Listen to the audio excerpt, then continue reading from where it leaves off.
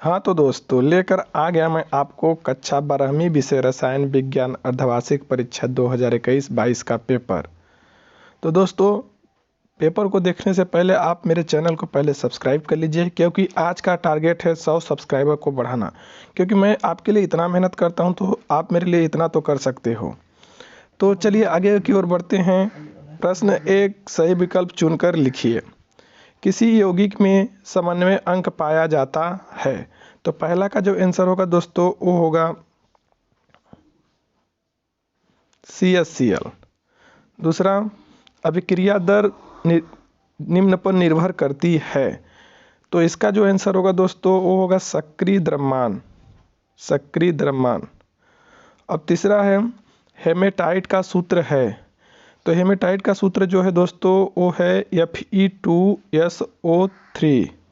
Fe2SO3 निम्नलिखित में से कौन नहीं पाया जाता।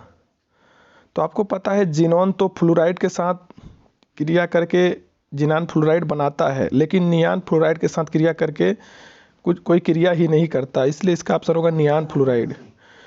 और हमारा पचमा है कौन ग्लिसराइड नहीं है। तो आपको पता चाहिए ग्लिसराइड इसमें साबुन नहीं है। ताप दृढ़ प्लास्टिक है। और ये है हमारा 6वां नंबर क्वेश्चन। और 6वें का जो हमारा आंसर है वो है बेबेलाइट। और लास्ट वन है 7वां, त्यागग्रात एवं तनाव को नियंत्रित करने वाला औषधि है। तो त्यागग्रात एवं तनाव को अनियंत्रित करने वाली औषधि हमारी सेकोनॉल है। अब हम आगे चलते हैं। प्रश्न क्रमांक 2 रिक्त स्थानों की पूर्ति कीजिए। तो पहला है साटकी दोष से क्रिस्टल का घनत्व हो जाता है। तो दोस्तों साटकी दोष से क्रिस्टल का जो घनत्व होता है वो कम हो जाता है। आप कम भर लीजिए दूसरा के पहले में रिक्त स्थान में। और दूसरा है जिस पदार्थ की सतह पर अधिशोषण होता है उसे कहते हैं। तो उसे अधिशोषक कहते हैं। अधिशोषक। आपको यहाँ से नहीं समझ में आ रहा तो नीचे में आगे मैं वीडियो में पूरा इसका सॉल्यूशन अपलोड किया हूँ, तो आप वहाँ से भी देख सकते हैं। तीसरा है कैल्कोपाइराइट डॉट डॉट डॉट डॉट धातु का मुख्य अयस्क है। तो जो कैल्कोपाइराइट है वो हमारा कापर धातु का मुख्य अयस्क है। कौन से धातु का? कापर, Cu धातु का। और चौथे में हम चलते हैं अब आगे की ओर। तो चौथा पहले जानने से पहले आप इधर देख लीजिए, आपको पूरा सॉल्यूशन मिलेगा। प्रश्न क्रमांक 1 का पहला CHCl, दूसरा सक्रिय द्रव्यमान, तीसरा Fe2O3, चौथा NeF2, पांचवा साबुन, छठवां वैकेलाइट, सातवां सैकोनॉल। ऐसे इसी तरह प्रश्न 2 का उत्तर जो हमें भरना है, पहला कम, दूसरा अधिशोषक, तीसरा कापर और चौथा कैल्कोजन और पांचवा अधिक, छठवां पेरलोन और सातवां प्रशांतक। और आगे चलते हैं हम, खाली स्थान के कुछ बचे हमारे पास। समूह 14 के तत्वों को कहते हैं, समूह 16 के तत्वों को कहते हैं। तो समूह 16 के तत्वों को कैल्कोजन कहते हैं। कैल्कोजन। तो आप भर लीजिएगा चौथा में कैल्कोजन। अब पांचवा है मेथिल एमीन अमोनिया से डॉट डॉट डॉट डॉट क्षारी है। तो मेथिल एमीन अमोनिया से कम क्षारी है। मेथिल एमीन अमोनिया से कम क्षारी है। छठवां nylon 6 co dot dot dot dot dot dot कहते हैं। तो नाइलॉन 6 को पेरलोन कहते हैं। इसमें आप लोग भरोगे क्या? पेरलोन। छठवां में हमारा होगा पेरलोन। हम आगे की ओर बढ़ते हैं। अब मानसिक शांति पहुंचाने वाली औषधि co dot dot dot dot dot कहलाती है। तो मानसिक शांति पहुंचाने वाली औषधि प्रशांतक कहलाती है। तो आप इसमें सातवां में प्रशांतक भरोगे। आगे की ओर बढ़ते हैं हम लोग। सही जोड़ी बनाना है। तो सही जोड़ी हम देख लेते हैं। एक साइड खंड अ है और दूसरे साइड खंड ब। खंड अ में भी 7 ऑप्शन और खंड ब में भी 7 ऑप्शन। मैं मैच करा देता हूँ, आप पेपर में सीधा सीधा लिख लीजिएगा। पहला सोडियम। सोडियम हमारा एक धात्विक क्रिस्टल है। पहला का ग, दूसरा पहला का ग होगा धात्विक क्रिस्टल। और जो हमारा फेलोस्पार है वो एक तरह का खनिज है, तो दूसरा का क। और तीसरा अभिक्रिया दर हमारी होती है mole litre inverse second inverse. चौथा रेडान हमारा रेडियो सक्रिय है, तो चौथा का ख। और हमारा पाँचवा इसी तरह, पाँचवा 1,3 ब्यूटाडाइन, वो है ब्यूना रबर, एक तरह का वो क्या है, ब्यूना रबर का नाम है। और छठवां डेटॉल हमारा प्रतिरोधी है। और अमीनो अम्ल में पेप्टाइड बंध पाया जाता है, तो इसी तरह से आप मिला लीजिए, पहला का ग, दूसरा का क, तीसरा का अंगा, और चौथा का ख, पाँचवा का छ, और छठवां का च, और सातवां का घ। इसी तरह आगे हम लोग बढ़ते हैं। प्रश्न क्रमांक 4, एक शब्द वाक्य में उत्तर दीजिए। तो इसमें है ब्रेक समीकरण लिखो। तो ब्रेक समीकरण दोस्तों होता है n लैम्डा बराबर 2d sine theta, n lambda बराबर 2d साइन थीटा। आगे चलते हैं दोस्तों, कौन सी उत्कृष्ट गैसें सर्वाधिक यौगिक बनाती है? तो सबसे अधिक सर्वाधिक यौगिक बनाने वाली जो गैस है हमारी उत्कृष्ट गैस, वो है हमारी जीनॉन। क्या? जीनॉन। आगे चलते हैं तीसरा, वत्या भट्टी से प्राप्त कॉपर सल्फाइड एवं फेरस सल्फाइड का मिश्रण कहलाता है। तो वत्या भट्टी से जो कॉपर सल्फाइड एवं फेरस सल्फाइड प्राप्त होता है, उसका जो मिश्रण है वो मैट कहलाता है, मैट। आगे चलते हैं हम लोग चौथा, कोलाइडी कणों द्वारा टिंडल प्रभाव क्यों प्रदर्शित किया जाता है? क्या प्रदर्शित करता है? सॉरी, यहाँ पे गलत लिखा है। कोलाइडी कणों द्वारा टिंडल प्रभाव क्या प्रदर्शित करता है? तो टिंडल प्रभाव जो है वो प्रकीर्णन प्रदर्शित करता है। क्या? प्रकीर्णन। तो आप इसमें लिखोगे प्रकीर्णन। आगे की ओर बढ़ते हैं हम, पीवीसी के एफलर का सूत्र लिखिए। तो पीवीसी का जो एफलर का सूत्र होता है दोस्तों, वो होता है CH2 double bond CHCl, CH2CHCl। और छठवां है हमारा, प्रतिजैविकी का एक उदाहरण दीजिए। तो प्रतिजैविकी का एक उदाहरण पेनिसिलिन है हमारा, पेनिसिलिन। औषधि का नाम है पेनिसिलिन, लिख लीजिए आप लोग,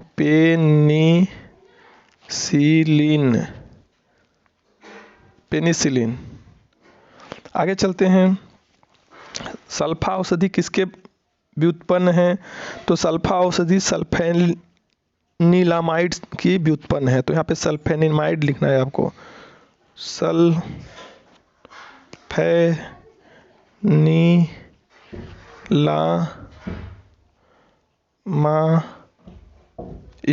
तो देख लीजिए सल्फेनिलामाइड। आगे चलते हैं हम अब 2 अंक की प्रश्न की और 2 नंबर के प्रश्न की। और पहले तो इसको देख लीजिए आप, पूरा उसका सॉल्यूशन अपडेट है। प्रश्न क्रमांक 3 का उत्तर का सही जोड़ी का अच्छे से देख लीजिए, प्रश्न क्रमांक 3 के सही जोड़ी का और प्रश्न क्रमांक 4 के एक वाक्य के उत्तर का। यहाँ पे मैं सॉल्यूशन को एक पेज में अपडेट कर दिया हूँ, आप देख लीजिए, स्क्रीनशॉट लेके अपने पेपर से मैच करा लीजिए। अब आगे चलते हैं 2 अंकीय प्रश्न में।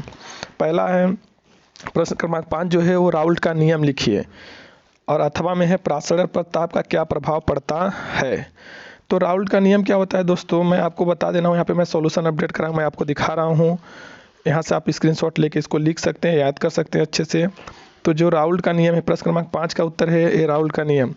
राउल्ट का नियम क्या कहता है कि स्थिर ताप पर कोई अवाष्पशील विलय है, कोई अवाष्पशील विलय युक्त विलयन का जो वाष्प दाब है उसमें उपस्थित विलायक के मोल अंश या मोल प्रभाज के समानुपाती होता है। यदि हम मान लेते हैं कि जो विलयन का वाष्प दाब PS है और विलायक का मोल अंश X1 है, तो नियम के अनुसार चलेंगे तो जो विलयन का वाष्प दाब होगा वो विलायक के मोल अंश के अनुक्रमानुपाती होगा।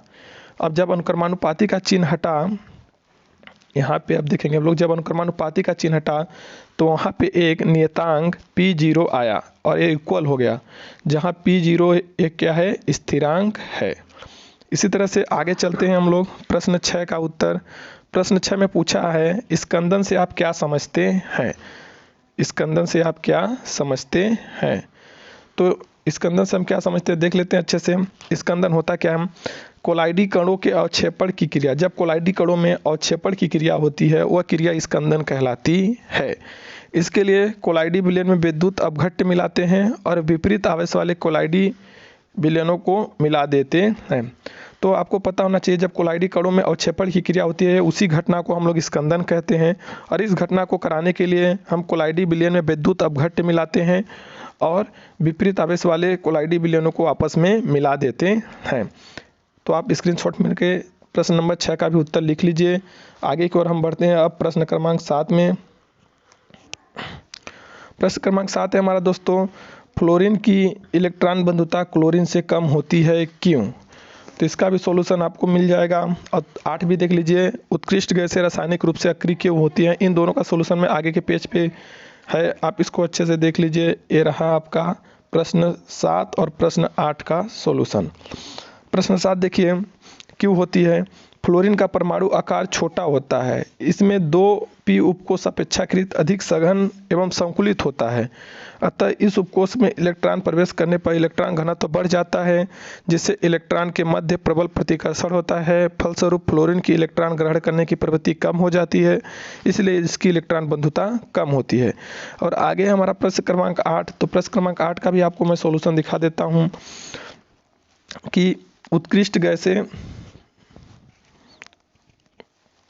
के बातम कोष में 8 इलेक्ट्रॉन होते हैं, जिसके कारण ये बंध नहीं बना पाते, क्योंकि आपको पता है बंध बनाने के लिए या तो इलेक्ट्रॉन का दान होना चाहिए या इलेक्ट्रॉन को ग्रहण करना चाहिए। जबकि बातम कोष में 8 इलेक्ट्रॉन होने की वजह से उनमें न तो दान करने की क्षमता होती है, न तो इलेक्ट्रॉन को ग्रहण करने की क्षमता होती है, और बंध बनाने में इलेक्ट्रॉन भाग नहीं ले पाते हैं।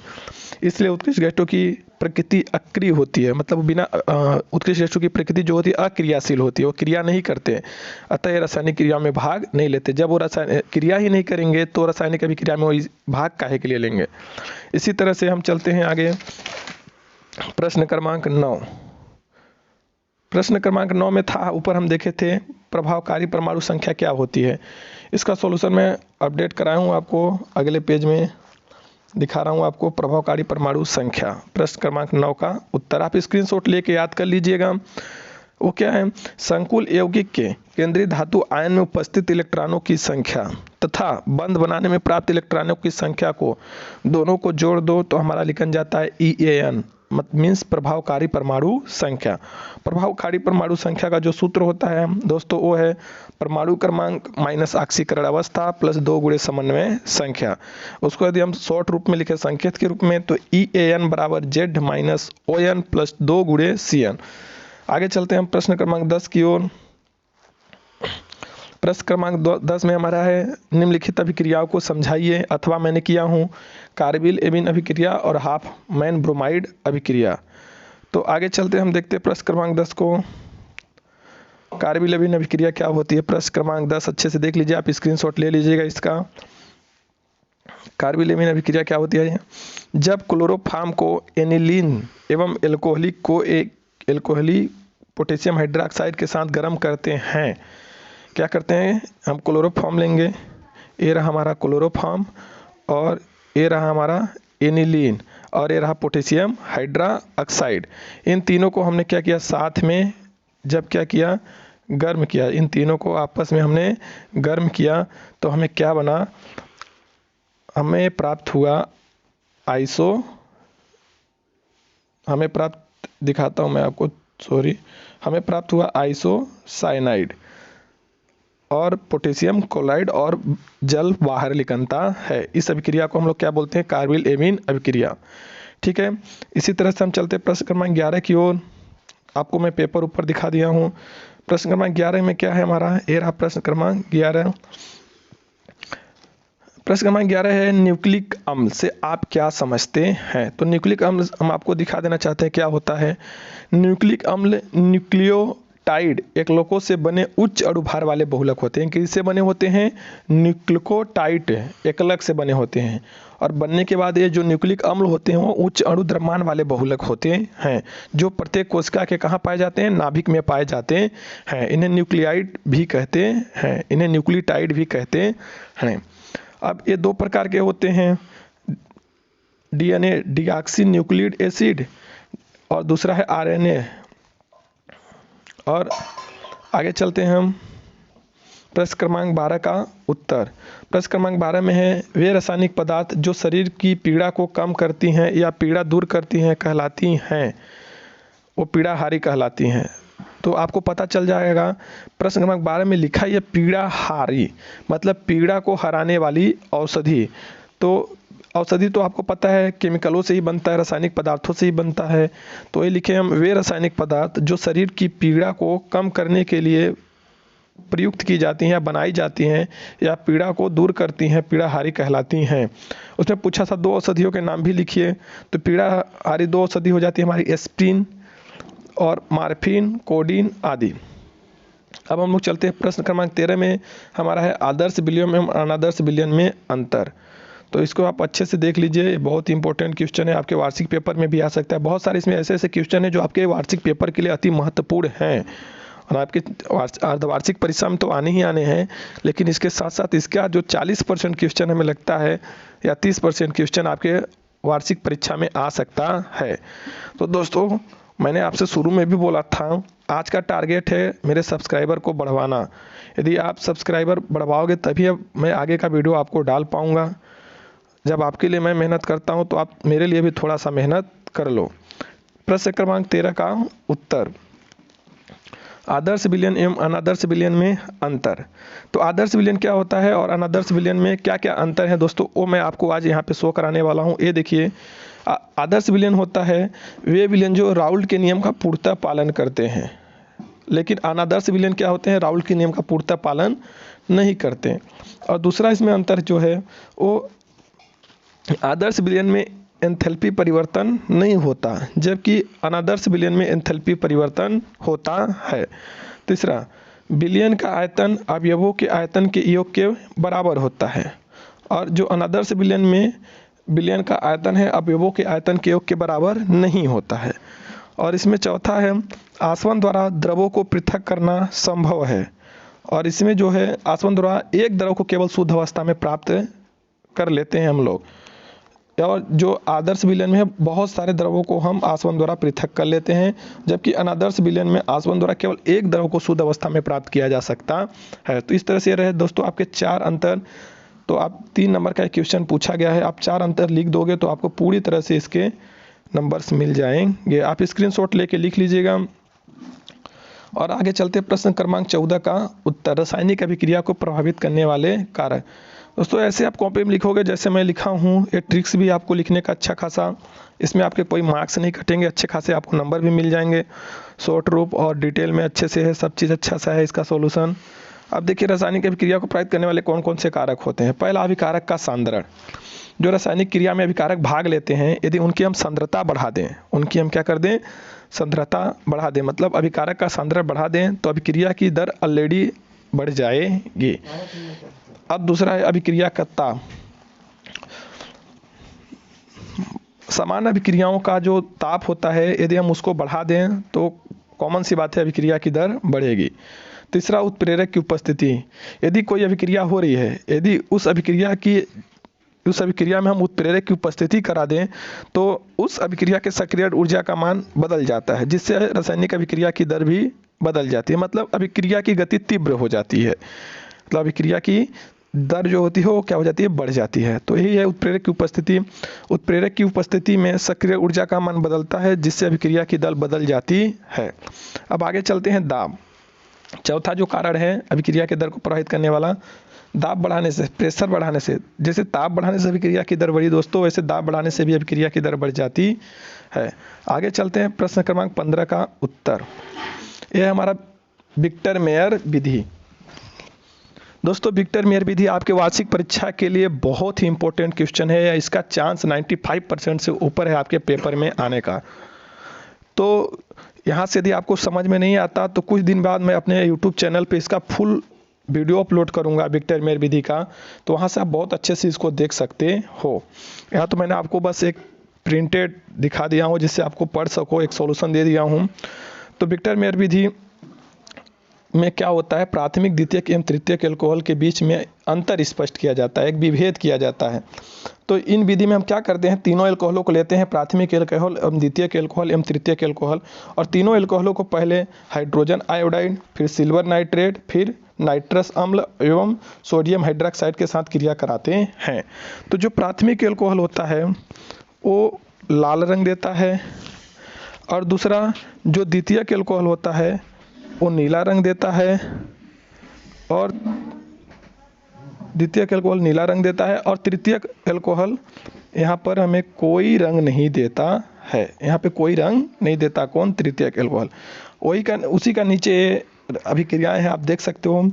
जब ये रहा प्राथमिक एल्कोहल, सिंगल आ रहा है प्राथमिक एल्कोहल, जब इसकी क्रिया HI से कराएं, जब हम इसकी क्रिया HI से कराएं तो हमारा जल बाहर लिखना, और क्या बना? RCH2I। जब इसकी क्रिया हम सिल्वर नाइट्रस से कराएं तो AgI बाहर लिखना, और हमारा बना RCH2NO2।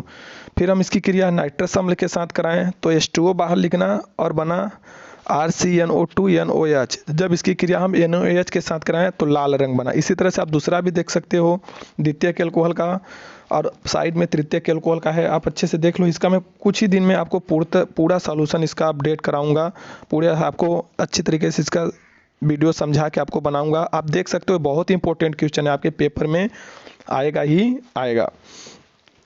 वार्षिक परीक्षा के भी इसमें क्वेश्चन कुछ हैं जो आपके पेपर में आ सकते हैं, तो यहाँ से आप बहुत अच्छे से उसकी तैयारी कर लीजिए। अब प्रश्न क्रमांक 16 में आते हैं हम, एल्डिहाइड एवं कीटोन में अंतर। ये भी इम्पोर्टेंट क्वेश्चन है, इसको भी आप अच्छे से देख लीजिएगा और याद कर लीजिएगा, अभी से इसकी तैयारी कर लीजिएगा। वार्षिक पेपर के लिए मैं बताया कि आपके जो अर्धवार्षिक का पेपर है इसमें 30% क्वेश्चन आपके वार्षिक पेपर में फंस सकते हैं।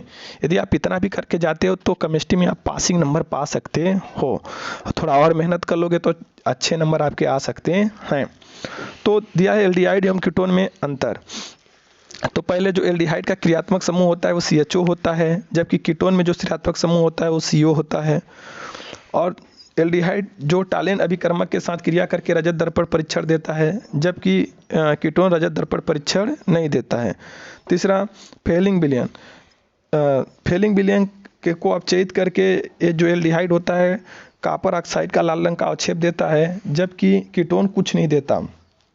ऑक्सीकरण, एल्डिहाइड ऑक्सीकृत होकर अम्ल बनाते हैं, जबकि कीटोन ऑक्सीकृत होकर कम कार्बन वाला अम्ल देते हैं। और जब एल्डिहाइड का अपचयन कराया जाता है तो अपचयित होकर प्राथमिक एल्कोहल बनाते हैं, और कीटोन अपचयित होकर द्वितीयक एल्कोहल बनाते हैं। तो आप यहाँ से इसको स्क्रीनशॉट लेके लिख सकते हो, एल्डिहाइड एवं कीटोन में अंतर। तो आपको 4 नंबर में क्वेश्चन पूछा गया है, आप 5 अंतर लिख दीजिएगा, आपको 4 नंबर पूरे के पूरे मिलेंगे। देख लीजिए अच्छे से। अब आगे चलते हैं हम प्रश्न क्रमांक 17 का उत्तर। प्रश्न क्रमांक 17 में कुछ अभिक्रियाएं थी दोस्तों, वो एक फ्रीडल क्राफ्ट अभिक्रिया। पहला, जब बेंजीन की क्रिया निर्जल AlCl3 की उपस्थिति में एल्किल हैलाइड के साथ कराई जाती है तब टॉलुइन बनता है। इस अभिक्रिया को क्या कहते हैं? फ्रीडल क्राफ्ट अभिक्रिया कहते हैं। तो दोस्तों ये रहा हमारा बेंजीन और ये रहा एल्किल हैलाइड, इन दोनों की क्रिया हम निर्जल AlCl3 की उपस्थिति में कराएं तो हमें क्या बना? ये रहा हमारा टॉलुइन। बेंजीन की क्रिया एल्किल हैलाइड के साथ निर्जल AlCl3 की उपस्थिति में कराएं तो हमें टॉलुइन प्राप्त हुआ। इसी के साथ अच्छे से देख लीजिए, स्क्रीनशॉट आप ले लीजिएगा इसका और अच्छे से लिख लीजिए और याद कर लीजिए। जो फ्रीडल क्राफ्ट अभिक्रिया, ये भी इंपॉर्टेंट अभिक्रिया हैं। तो यहाँ पे हम देख रहे हैं कि 10 प्रश्न क्रमांक 10 के बाद से आपके बहुत सारे इंपॉर्टेंट क्वेश्चन आपके जो वार्षिक परीक्षा में आ सकते हैं। बूटज अभिक्रिया, तो बूटज अभिक्रिया में क्या होता है? जब एल्किल हैलाइड को सोडियम धातु के साथ ईथर की उपस्थिति में गर्म करते हैं तब उच्च एल्केन प्राप्त होते हैं। इस अभिक्रिया को बूटज अभिक्रिया कहते हैं। ये हमारा रहा एल्किल हैलाइड और ये रहा सोडियम धातु, और हम किसकी उपस्थिति में? ईथर की उपस्थिति में गर्म किए तो हमें क्या प्राप्त हुआ? ये रहा हमारा एल्केन बना। इस अभिक्रिया को कहते हैं हम बूटज अभिक्रिया। अब तीसरा देखते हैं हम फ्रैंकलैंड अभिक्रिया। जब हैलो एल्कोन को जिंक चूड़ के साथ एल्कोहल में अभिक्रिया कराई जाती है, किसको? हैलो एल्कोन को। ये रहा हमारा हैलो एल्केन। इसकी अभिक्रिया हम किसके साथ करा रहे हैं? जिंक चूड़ के साथ और एल्कोहल की उपस्थिति में। तो हमें क्या बन रहा है? ब्यूटेन, 4 कार्बन वाला। ये रहा हमारा ब्यूटेन। इस अभिक्रिया को कहते हैं हमारा फेकलैंड अभिक्रिया। अच्छे से देख लो, आप स्क्रीनशॉट ले लो, लिख लो। अब आगे चलते हैं, लास्ट वन क्वेश्चन हमारा, प्रबल एवं दुर्बल विद्युत अपघट्ट में अंतर, प्रश्न क्रमांक 18। ये रहा हमारा